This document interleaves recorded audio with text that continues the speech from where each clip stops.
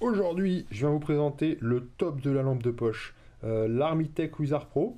Vraiment une lampe qui m'a vraiment bluffé par rapport à ses caractéristiques techniques. Pour commencer déjà au niveau de la prise en main, vous voyez, elle est extrêmement compacte, une très très bonne prise en main. Et surtout, en prise en main, on sent tout de suite la qualité que dégage cette lampe, que ce soit au niveau de la partie alu, où on sent vraiment que c'est un alu de très bonne qualité, et au niveau du bouton qui est ici, qui est extrêmement costaud, et qui va éviter de s'user par rapport à l'abrasion une fois dans la poche, ou l'allumage intempestif dans vos poches. Ce qui a été un petit peu le défaut, comme les lampes Zebra, qui étaient du même format et qui avaient tendance à s'abîmer assez rapidement. Sinon, sur la partie vraiment qui la différencie des autres lampes de poche, c'est sa LED XML2 extrêmement puissante et surtout sa couleur de lumière qui est ici en 4000K, qui va donner une lumière qui va être plutôt vraiment blanche, voire jaune, à l'inverse des autres lampes de poche qui vont donner une lumière un peu bleutée, un peu agressif. L'autre gros atout, je ne sais pas si vous voyez, c'est son verre minéral, donc qui va laisser passer vraiment une grande majorité de la lumière. 99% de la lumière va passer par ce verre. Et surtout son traitement nid d'abeille, qui va permettre de diffuser sur un angle assez large, un angle de 120 degrés, la lumière. À l'inverse de toutes les lampes LED qu'on connaît, qui vont faire souvent avoir un point chaud, ce qu'on appelle un hotspot, et qui va être assez désagréable à l'utilisation. Pour vous montrer la différence, par exemple, là j'ai une autre lampe du même format, qui est la H4 de chez Ultrafire, et tout de suite je vais vous montrer les différences. Donc vous voyez, là je suis sur une lumière bleue. Lumière bleue, attendez, je vais essayer de vous poser ça pour vous montrer ça.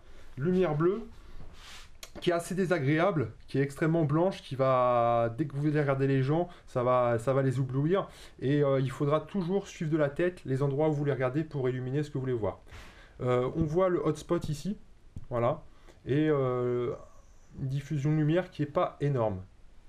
Quand je vais passer sur l'Armitech, voilà, l'Armitech, hop, l'Armitech, tout de suite, ça change, hein, on voit tout de suite la différence.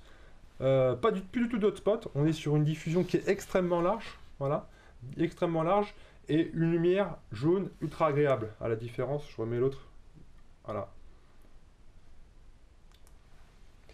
L'avantage de cette Armitech aussi, c'est qu'elle dispose de nombreux modes de réglage, dont un mode qui est pour moi assez sympatoche, mais qui servira assez rarement, c'est le mode survie, qui permet avec un AQ 18650 d'avoir 100 jours d'autonomie. Donc voilà, vous êtes toujours en possession de votre lampe, prête à être utilisée dans toutes les conditions. L'autre avantage de ce bouton, que je ne vous ai pas parlé encore, c'est son système son système de flash vert, qui va vous permettre tout simplement, déjà en premier lieu, de localiser votre lampe. C'est-à-dire que si vous avez égaré votre lampe dans un endroit sombre, bah, vous la récupérez sans problème grâce à ce petit flash vert. Ce petit flash vert aussi change de couleur selon le niveau de charge de votre AQ. Là, par exemple, il clignote vert, c'est-à-dire que l'AQ est quasiment à 100%. Il clignotera orange quand vous serez à 50%. Et il clignotera rouge quand vous arriverez à la fin de vie de votre AQ. Il faudra recharger. Autre chose intéressante aussi de ce petit flash de lumière, il va vous permettre aussi de savoir la valeur exacte, le voltage exact de votre AQ. Donc ça aussi pour une utilisation intensive, c'est assez intéressant. Au niveau de l'AQ, donc c'est des AQ 18650 dedans. Vous pouvez mettre aussi des piles CR123. Cette lampe aussi est livrée avec ici, vous voyez, donc un strap au niveau de la tête pour la transformer tout simplement en lampe frontale. Okay, et pour les personnes qui ont tendance à bouger assez, si vous allez courir avec, elle est livrée aussi avec un strap supplémentaire pour un meilleur maintien et voilà, pour qu'elle ne bouge pas, qu'elle vous glisse pas au niveau de la tête. Autre chose intéressante aussi, il y a un clips, le clip ceinture qui permet tout simplement de clipser votre lampe au niveau de la ceinture ou au niveau de la poche qui permettra d'avoir un bon rangement. Donc voilà, la présentation de la Wizard Pro est finie. Ses principales caractéristiques, donc on a dit quoi? Il y a 8 modes de réglage d'intensité, dont 2 modes stroboscopiques. les flashs, voilà. Un mode survie 100 jours. Différents modes aussi, ce que je ne vous ai pas parlé sur la Wizard Pro, vous avez un mode qui s'appelle lecture de cartes ou mode tactique. Ça veut dire qu'il faut laisser le doigt appuyé sur le bouton pour que la lumière soit émise. Dès que vous lâchez, elle se coupe. Donc c'est un mode assez intéressant. Le flash vert peut être aussi coupé, hein, peut être désactivé. Par exemple, si vous voulez vraiment être en mode nocturne et pas être repéré, ce flash vert peut être coupé. 1200 lumens en version 6000K, et là celle qui aura ma préférence c'est la 4000K.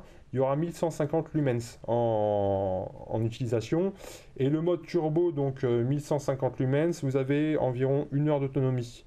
Le mode le plus utilisé, je crois de mémoire, ça doit être le 1550 ou le 350 lumens, et là on a 7 heures d'autonomie avec un accu 18650 en 3100 mAh. Voilà.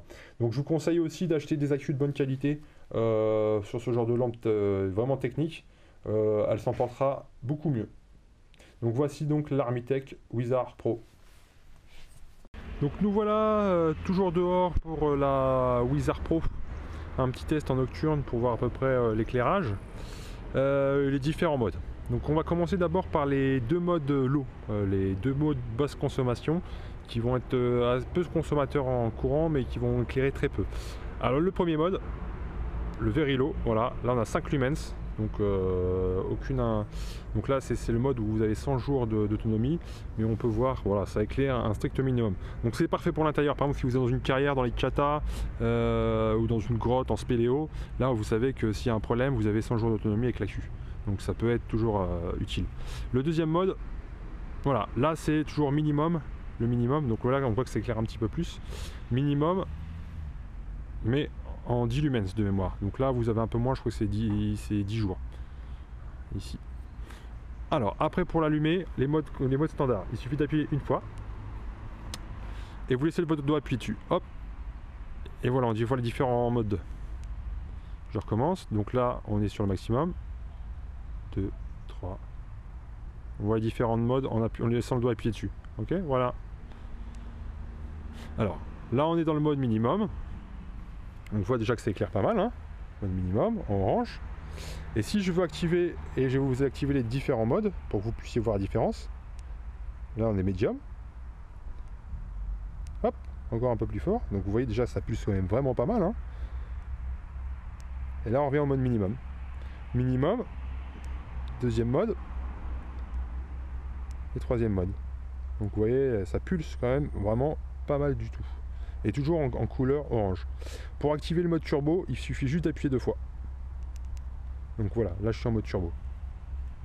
Donc là j'ai 1 heure d'autonomie en mode turbo. Donc on voit que ça pulse quand même. Voilà, le sapin, je le snipe bien. Donc en comparaison, pour comparer l'éclairage, on voit que c'est quand même un gros spectre large. Je vais tester avec une autre, la H4 Ultrafire que j'avais testé la dernière fois. Voilà. Donc on voit que la Ultrafire sera beaucoup plus... aura plutôt un point, ce qu'on appelle un hotspot. Ultrafire Armitech.